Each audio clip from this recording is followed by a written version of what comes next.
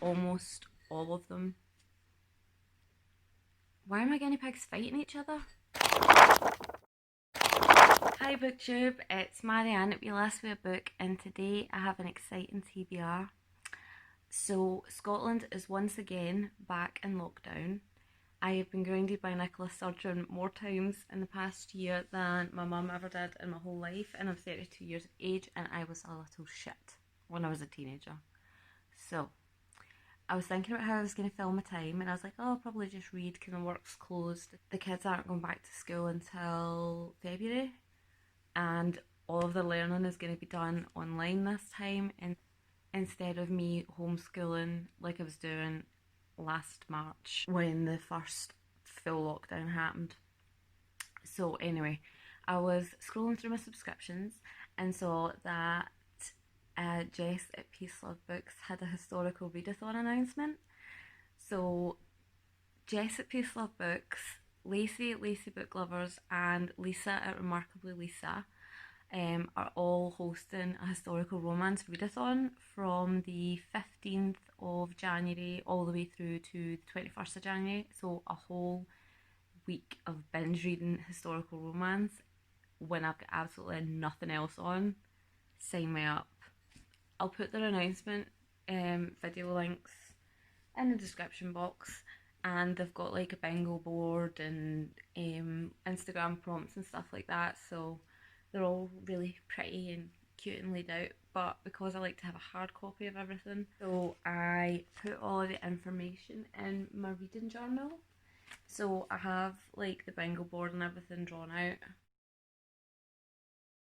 picking out the books I was going to read. I've only picked out 6 just in case my work were phoning me on the 14th of January and were like, yeah, so you need to come back to work tomorrow, and then I've overloaded myself and just end up freaking out.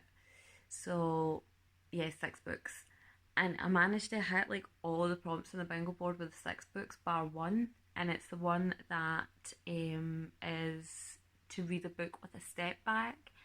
And unfortunately, all of the books that I'm reading for the readathon are on Kindle. So unless any of the books are formatted so that after the like front cover there is a step back in the next page, we're gonna have an incomplete board, which would be fine. But inside all of the little bingo board squares, I put a star next to each prompt as I found a book that covered it.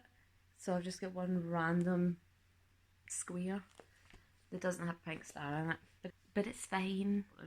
So the 6 books that I picked, there is the 3 hosts are doing a buddy read. So the first book in my list is the buddy read book, which is A Notorious Vow by Joanna Shupe. The story centres around the character of Lady Barclay, who is travelling from London to New York to find a wealthy husband to basically save her family from disgrace. And she gets there, and unfortunately the husband that her family has chosen for her, she can't stand. So she goes to the next door neighbour for help. The next door neighbour, Oliver, he's an inventor, and he isn't really looking for a full-time thing. He's busy with his inventions and is going to be creating a life-changing item for himself and people in his position. It doesn't actually specify what the invention is, but I know from watching other people's videos on this that the character of Oliver is deaf, so I'm assuming it's some form of hearing assistance device. So he's really focused on getting that done, making that work. So he reluctantly agrees, and he's like, okay, we'll do this, but it's going to be a platonic marriage. I'm only signing up for this for 1 year, and then we're done. And she's like, cool, yeah, that's fine. But then obviously he's going to end up falling in love with her, and hopefully they'll have a little happily ever after. The next book I'm planning on reading is Seducing, The Sinful Duke. Now, I don't know if it's like a Scottish accent thing or if it's just a me thing, but when I've been watching videos on historical romance, everybody keeps saying Duke and Seduce. And it's not just like American YouTubers, it's like everybody. And when I was at college, everybody made fun of me. I was studying an HND in makeup artistry, and if we were talking about makeup and someone said about doing a nude lip, I don't say nude, I say nude. So, Seducing the Sinful Duke by Lisa Campbell. I keep going off on tangents, I need to stop this. So, the story centres around Miss Helena, who is a shy, retiring wallflower kind of gal, and she wants to break out of that, um, like out of her comfort zone and whatever. So she enlists the help of the Duke of Rossi, who is a bit scandalous, and they end up getting caught in a lover's tryst, and then they're basically forced to marry one another. Um, Unfortunately, the Duke has some hidden secrets in his past, and I imagine that will throw the marriage into turmoil.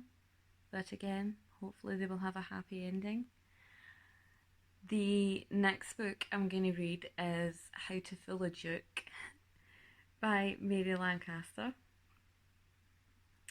And basically, in the story, there is a Lady Whitmore who lives in like a castle type place, and the rejected girls of the town can go and have their second chance at marriage and finding someone and brush up on their etiquette and skills and stuff like that. Lady Merrington goes to Lady Whitmore after being spurned by the Duke of Vexen, and this is her second chance to find someone, find love and marriage and all that sort of jazz. And the Duke of Vexen is invited to Lady Whitmore's charity ball event, and they see each other there. So she remembers him, but he can't quite remember who she is. So you have the potential there. Is it going to be like a revenge plot where she's basically going to be like out to get him and be like, bitch, I'm getting you back? Or since the Duke becomes instantly smitten with her, is the love story going to prevail? Is she going to forgive and forget? Will it be a happily ever after? Probably, because that's how these books go. And I stand.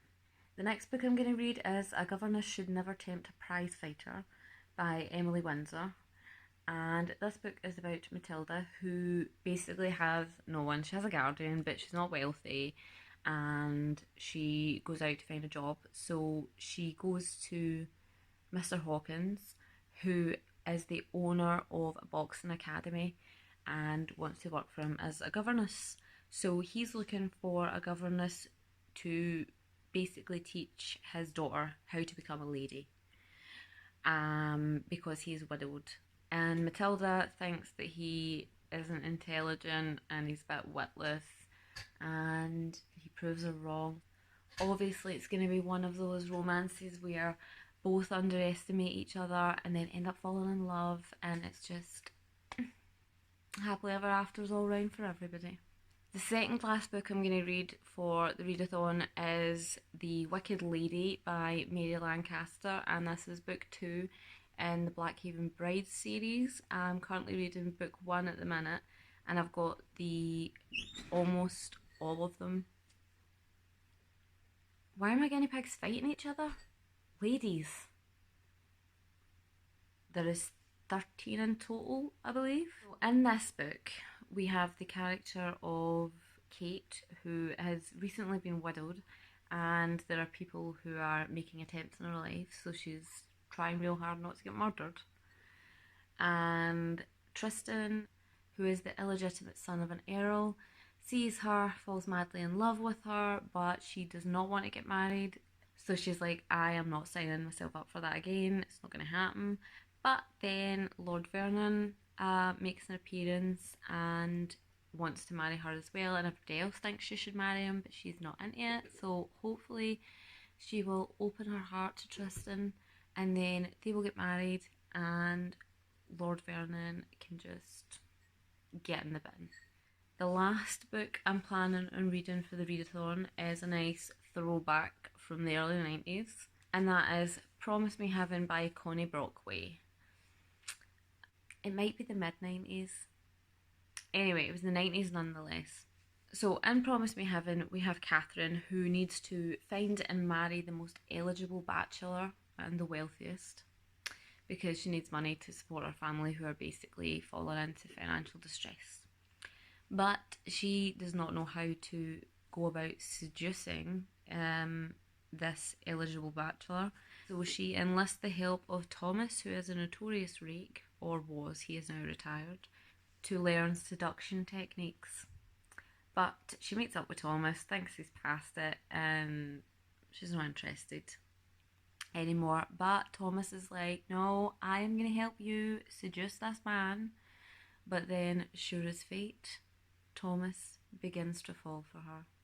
But he also has dark secrets and stuff from his past that he needs to overcome in order to have the happily ever after that we all crave in life. So those are the 6 books I'm planning on reading for the readathon.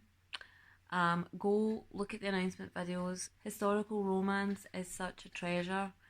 I don't know why everybody scoffs at it so much when so many people are still watching period dramas and getting invested in them.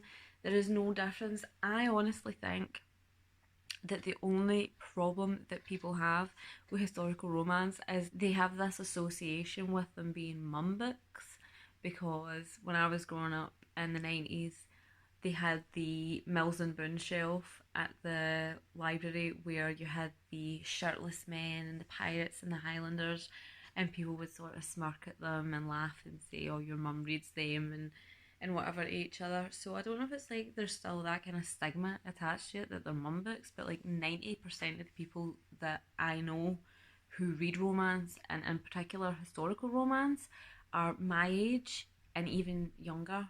And while I'm a mum, these are not mum books. But that's just my feelings on it. But then I am biased.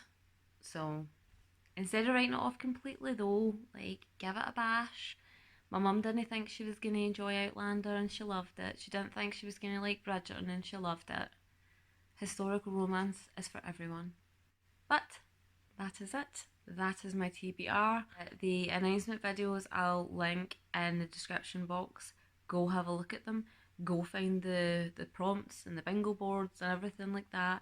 List yourself a nice saucy little historical romance TBR to get you through that specific week of lockdown. Or you could just go and start reading historical romance right now. There is no time like the present. But remember, stay safe, happy reading, and I'll see you later. Bye!